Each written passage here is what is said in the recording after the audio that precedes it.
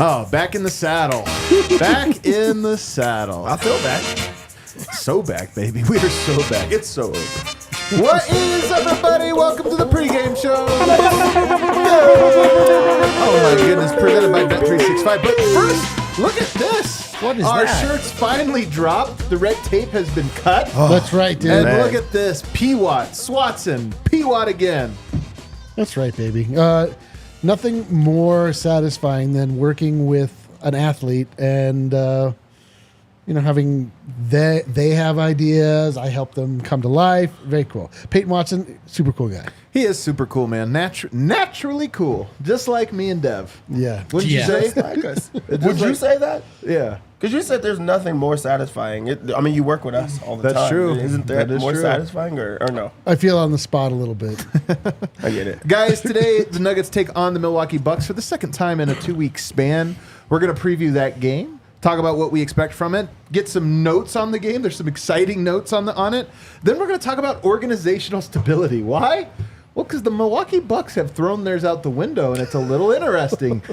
The Nuggets, very stable. Would they ever fire Malone? Would they ever trade Jamal Murray? Those are questions we're going to ask in the segment. And then the Mavs and the Warriors are streaking. Is D-Line buying them? I don't know. To help me talk about it, though, I got Brennan Vogt. Man, how'd we all do? How'd we all do on Super Betting Sunday? I did well. I feel good. I know no one wants to see the Chiefs win, but I'm happy when I win personally. And so I'm bringing that energy into tonight. Is that true? Yeah. Okay, all right. And then over here, I got D-Line. I bet with my heart. Uh-huh. And How'd that go for you? poorly. Yeah. Yeah, that's a rough one. We'll make it back today, buddy. We'll make it back today. All right. And then over there, the one that's going to make that money back for us, Superstar Dev. I'm excited for this game. NBA TV, a national game. Is it on Yeah. NBA It's TV? an that NBA getting fired TV up? game. But I really do like when stars play against stars like that. That gets me excited because we get to see real Denver basketball. So I'm excited for the game tonight. That's honestly. true, man. This one might be a good enough game, and as you mentioned on national television, that maybe we get the Nuggets' best punch tonight. I don't know. Let's first go to our game notes. What do we got, Vote? Well, the Nuggets could use a bounce back. Remember, haven't played since Friday, lost big on Friday. They're playing a team in the Milwaukee Bucks that have two big results themselves in the rearview mirror. A big win over the Hornets, which they needed just one night after a big loss against the Timberwolves. Doc Rivers at the helm. You may all remember the Denver Nuggets welcomed him back to the association with an L. The Bucks are 2-5 under Doc Rivers, and they come into tonight in third place in the East, 34-19, 7 games back, and they are 4-6 in their last 10. Again, hasn't been great since Doc joined, and they are 12 and they're 22-6 at home. Excuse me. So a good home team that could use a good win against the Denver Nuggets, who will have their starting lineup back in place. Let's go, baby. Kentavious Caldwell-Pope was on the injury report, but he is available despite right hamstring tightness. And Michael Porter Jr. was on the injury report again with that right knee tendinopathy, but he will play. Then Vlatko Čančar is out with the left knee surgery. He was also at the funeral for Decky. So, As was Steve Kerr and a bunch of the coaches, by the way. Very, Yeah. very interesting. It's a long trip. Yeah, But cool to see long them trip. be able to make on it. the Bucks side of things, real quick, fellas, Giannis and Damian Lillard were both on the injury report as well, and they're both active. They're ready to go. Chris Middleton will be out with a left ankle sprain, but the other two stars are playing for the Milwaukee Bucks. Well, there you go. So, no Middleton, starting 5, back intact. Nuggets should have their full rotation tonight, at least what we expect. What should we expect in this one, Dev? Well, first off, I'm excited to see that KCP's injury was not like a big one because that did look rough, especially like no contact, just out of nowhere type of injury. I always pump the brakes. I want to see him go out there. Yeah, but Knock on the wood, fact that he's like- able to play right now, he would know if he can't go. I almost wish that they would just hold him out till the All-Star break. Give him 2 weeks off. For or sure. something. But doesn't that say enough right Yeah. there that he's coming back before a time that it's like, hey, you could take some time off and be ready. Plus, he's going against Damian Lillard, which is a tough matchup for anyone. So I think that it's great to see KCP back and Denver to get back into their starting unit because that's the rotation. That's what you're going to go in with. So just seeing them get back to life is great. Last game was so rough. Yeah. Like last game, The Kings one. Yes, the last game with the Kings was so rough. It was just like one of those throwaway games that just shake your interest in the sport. So I can't wait. You know what though?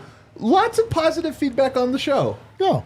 Sometimes I feel like the worst games, it's like, you know what can you do? You just have a good time. We had a good Friday night show. All you can do is you can't hide behind the vibes. Yeah. You can't make it a hype cast. Got to roll up your sleeves, do a Yeah, podcast. dude, we had a real lunch pail effort. We That's would right. have called in if we could have. Oh my be god! Oh yeah, clear, Deb, yeah. how was it, man? I would have called in if I could have. You son of a biscuit. He We pre-called figured it in. out. We were like, this motherfucker. Deb's so good at it, man. I'm telling you. Whenever he calls off, I'm like, oh crap, we're losing, aren't we? I know. I knew it.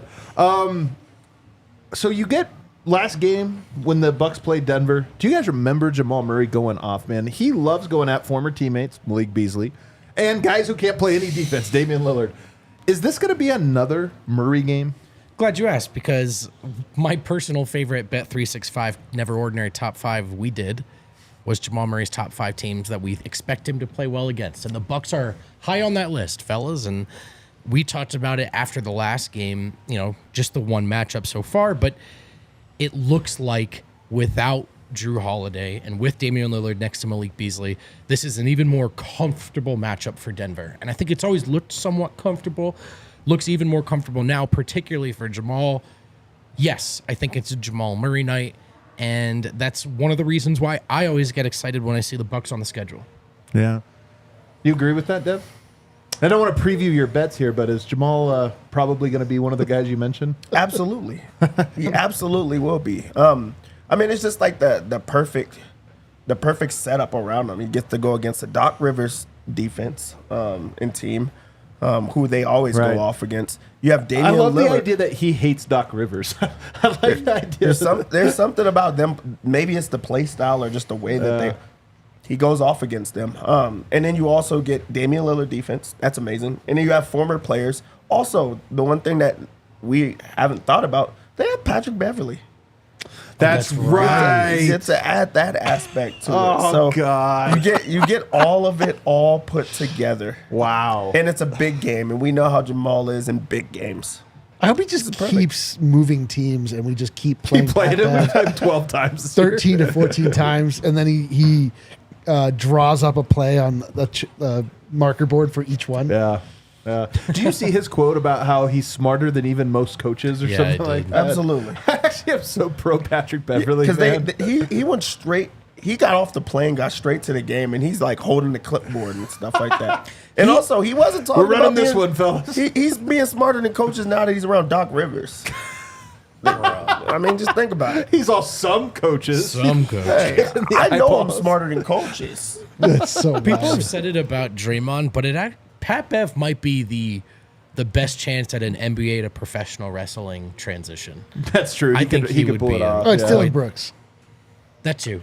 Dylan Brooks has the look even. Like he has the That's jean true. short dude, like look. he shows up with a vest with no shirt on. underneath. Yeah. He You're just right. needs- it he is just needs Dylan to Brooks. wrap I think his- Pat Bev could be there too, though. Yeah, but he He's just pretty needs to high wrap up a my list. snake around his. Robin Lopez. Robin, yeah, actually, they you're just- right. They are wrestling. Well, fans. they just want to be part of it, but they don't Yeah. actually look like wrestlers. They just No. they're like Super Cro-Magnon. Who's gonna eat tonight, guys? It's time to get to that. Presented by Circle K. They've got these great snacks behind us. Although our snacks are running thin. Vote. What's going on over here?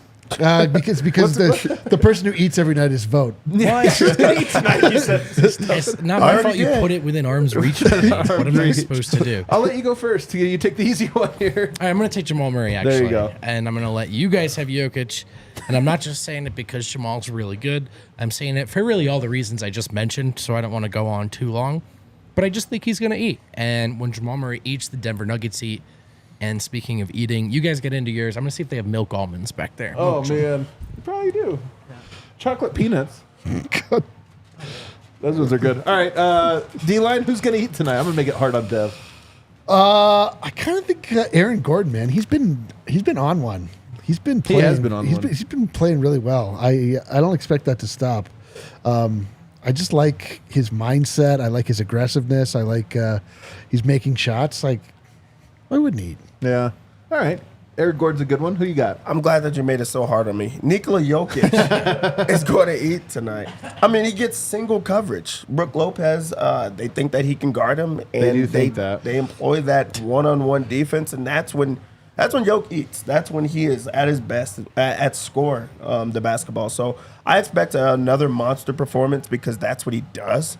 But also with the one-on-one, you just get to see it a little bit more offensively. Also, it's like close to Chicago. Remember, there's always the Serbs in Chicago. I think there's some in Milwaukee, not like it is in Chicago. But I also think there is a little bit of a Jokic crowd when they play in Milwaukee. More sure. so than most. So that could be a part of it too. I'm going to go with Michael Porter. Now, this one is a risky one because he has been hurt with tendinopathy. Tendinopathy? Tendinopathy. He's got that going on. So this one could be bad. Yeah. But you guys remember what happened Maybe. last time he had a long break? Came back, looked very spry. I agree. He was knocking down the jumpers. He was very good in that Lakers game. I'm going to pick that to continue. What's that? Tendinopathy. Tendinopathy. There we go. Yeah. That's actually not that hard to say. No, it's not. We made it way harder. So I'm going to go with Michael Porter. All right, guys. It's time to ask organizational stability. You take it for granted. Some teams, they try to tinker a whole lot. They make moves. They make deadline deals. Sometimes they trade their star players like Drew Holiday. All Drew did was win them a championship.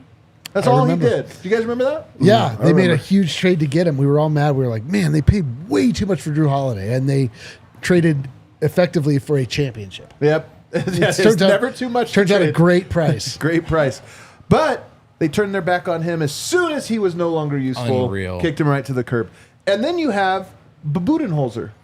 Coach Bud wins them a championship. Immediately on the hot seat after that. Dude. So they fire him and they bring in Adrian Griffin. They fired him after his brother died, and so he was He was like not emotionally present in the playoffs, and they fired him. And they fired him and they brought in So wild. But they brought in Adrian Griffin, who unfortunately failed to the tune of a 30-13 record. And then they let him go right after that. Now, it might work out for the Bucks. Dame's a great player.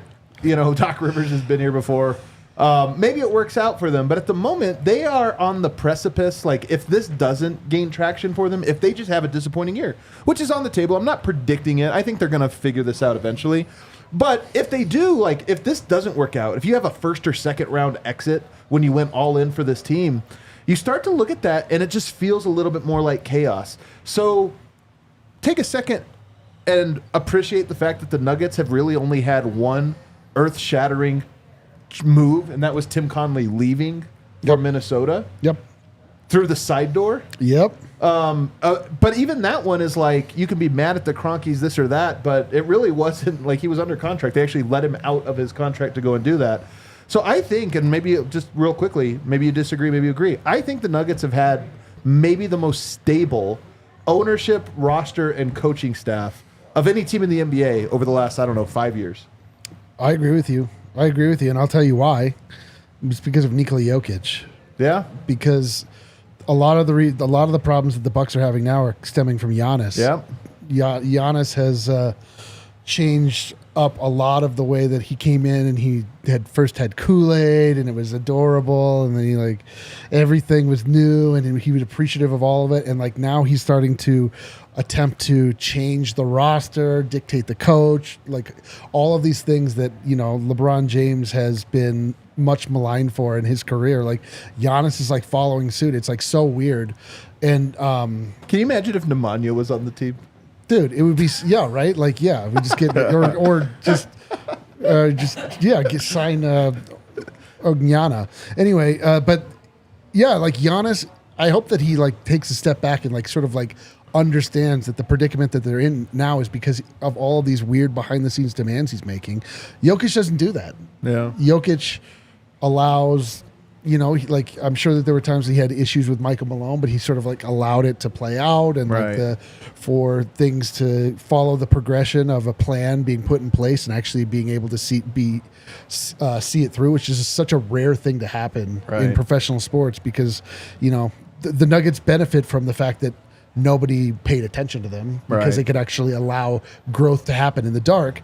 So this is, I don't know, call it the basketball gods, whatever you I feel like Giannis has been upsetting them of late, which is crazy. Like, I never really thought he'd become that kind of player, but he has. So then the question becomes, can you see the Nuggets firing Michael Malone? So hard to imagine right now. They're winning a championship. Team is playing really well. But to me, I almost feel like it would take an enormous amount for Malone to be let go. I think I don't think it's like, oh man, disappointing year, and then they're off to a rough start next year. Like, I just feel like the Nuggets are not the type of team that would make crazy moves like that. Yeah, I think it, again, like he talked about, it goes up to your superstar and like how vocal and open he is about not wanting to play for this guy. And that is a luxury. That also is a big reason why these coaches get fired. They're not as close with the superstar. When the losing starts, that's when it becomes, rough for them. Michael Malone just got a championship. It's going to be hard to get rid of him, but he has the backing of his players, at least openly. Like they don't bash him, they don't talk down on him or anything like that. Like it stays in house if there is anything, and that's a great thing. But I mean, he also credits Jokic for him having a job often. Like I really do think that they have a real relationship, and I think that changes a lot of the things. So I don't see it happening unless there's something that just goes horribly wrong with them too. What about this one? I can't see them trading Jamal Murray. And this is another one, right? Like Drew Holiday was a part of that core, and then all of a sudden he wasn't. I just don't see it would take so much. I think minimum 2 years of failure before they would consider that. Yeah, and the failure too is there's levels to that, right? Losing in the first round to an 8 seed. Yeah. That can spur some change. Yeah. I think, if you're right, that's fair. If the Nuggets look competitive but don't make a finals, it's kind of a different conversation, I would think. So that's what a title buys you, right? Is benefit of the doubt as a coach, as these players, and their stability and their patience was rewarded. So I think to go away from it so quickly after seeing it work, wouldn't be too sensible. So I think these guys have a long runway. That said, I don't, Mike Malone in particular, I don't think he operates as if he has a runway. Even fresh off an extension, he seems as day-to-day as ever. He really does, man. That guy doesn't take any of it off. But I just think, like, even when you think about, at some point, I don't want to, this almost feels heavy, at some point there will be questions about KCP and Aaron Gordon and maybe even a Michael Porter, Peyton Watson, Christian Brown. Like, at some point, guys like that do move. Gary Harris at one point felt like you could never imagine them not having him. Will Barton, Monte Morris. Those guys, those pieces move, and Denver has done a remarkable job of keeping those guys for longer than most. But at some point, those pieces will change. But just the Jokic, the Murray, the Malone, those pieces just feel so, like, firm. And you never know. I mean, you never know. Well, all three of those, you're talking about all three of those guys were brought up, drafted by, hired on, allowed to grow, allowed to shape the culture, what it is to be the Nuggets, like, really comes from those three. So, like a KCP, he came on later, in Milwaukee.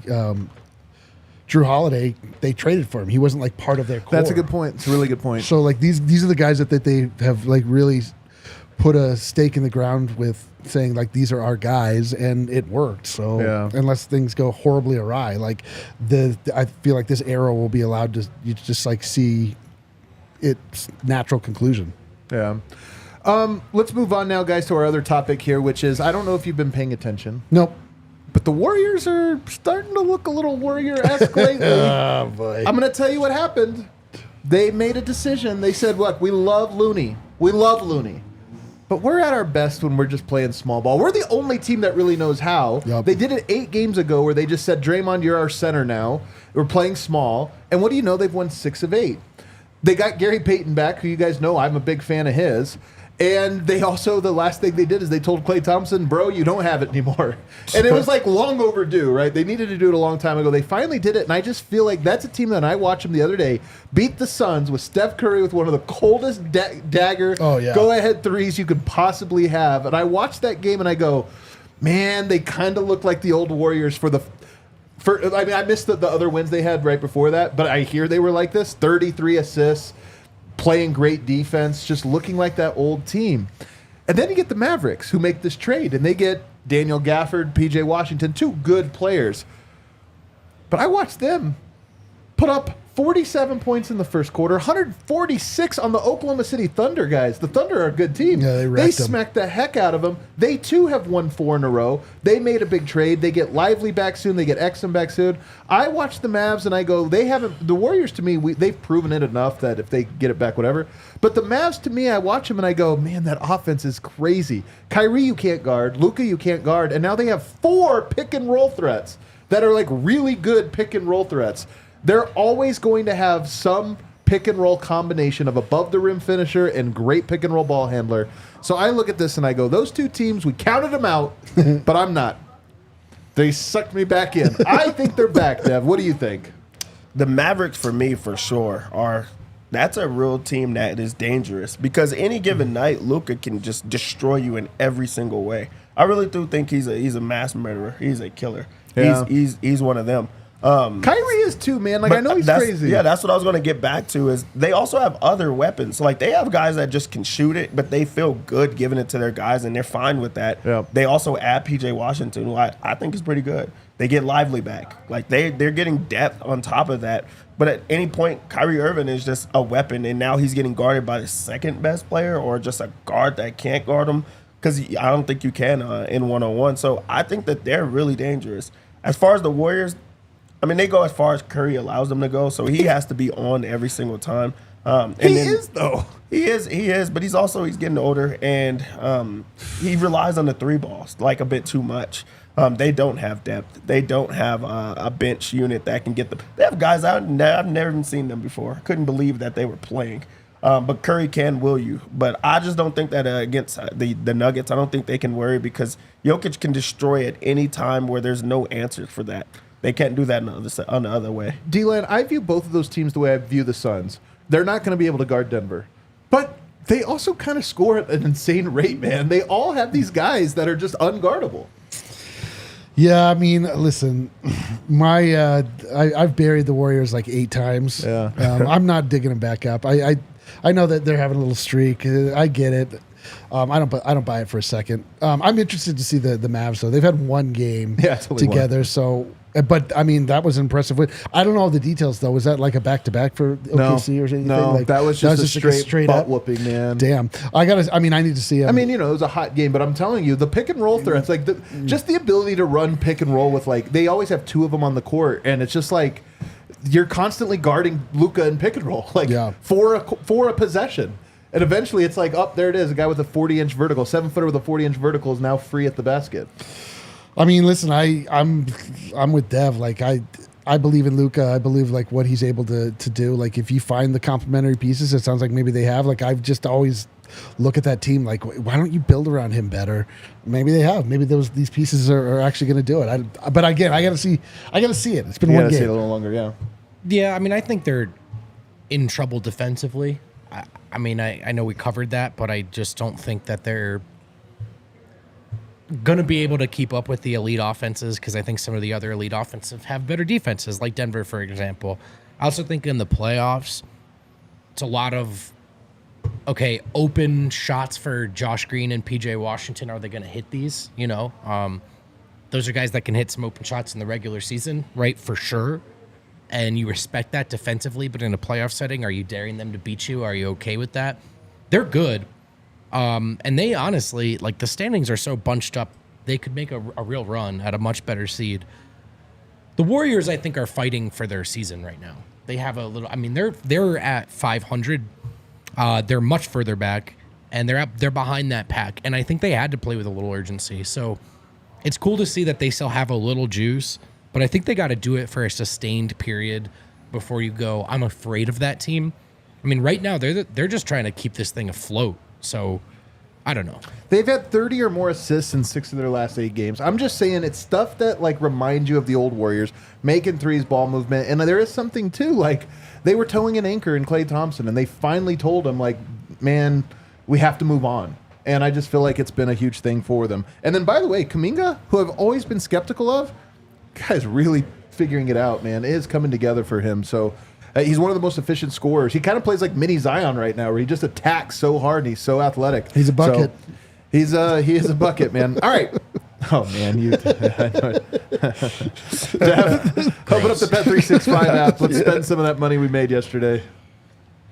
Spend. I like that Invest. Invest. because we're gonna invest. All right, This is let's investment. invest.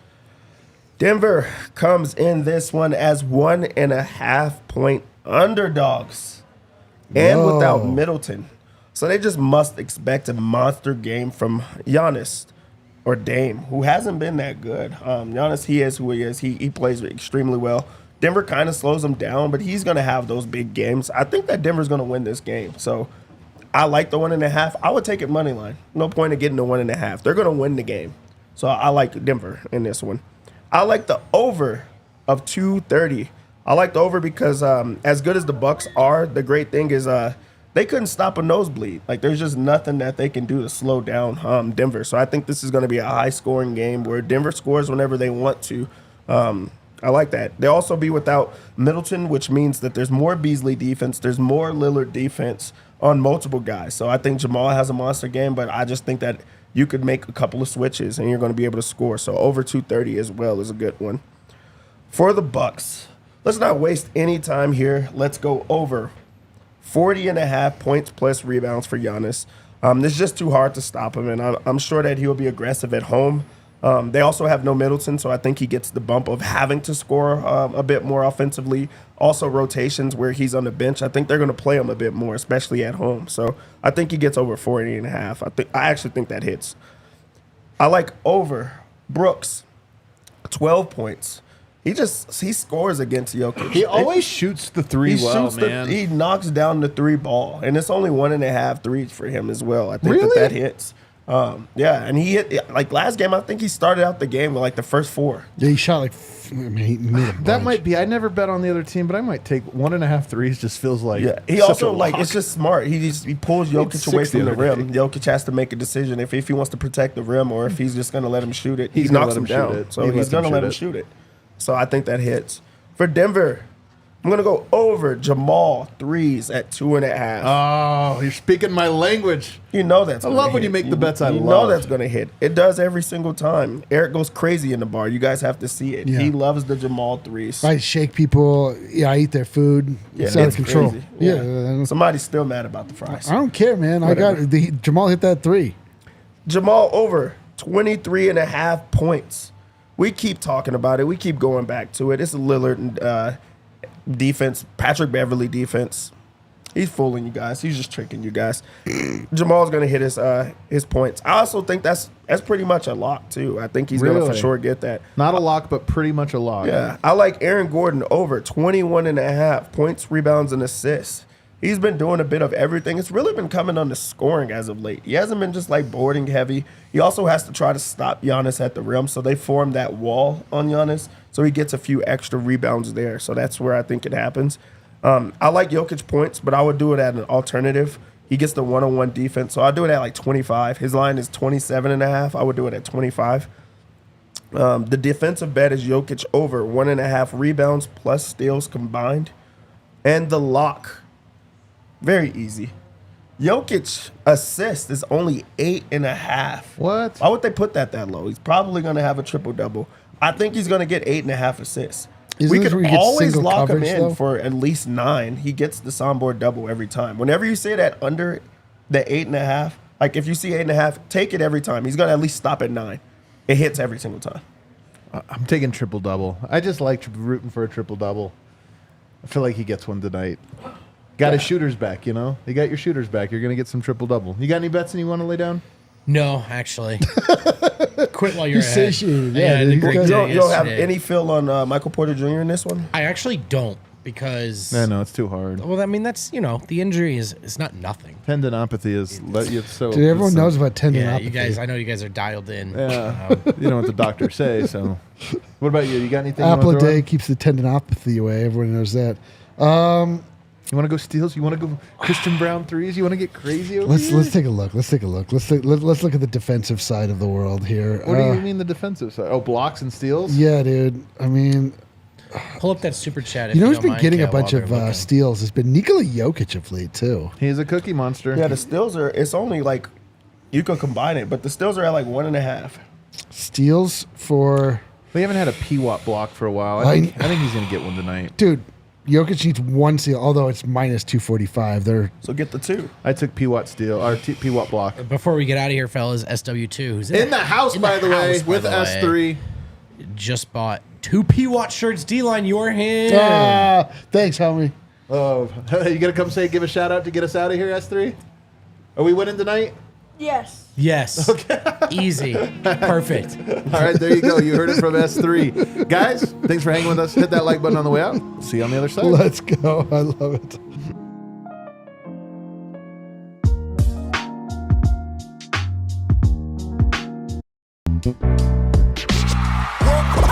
We all silly like the mayor.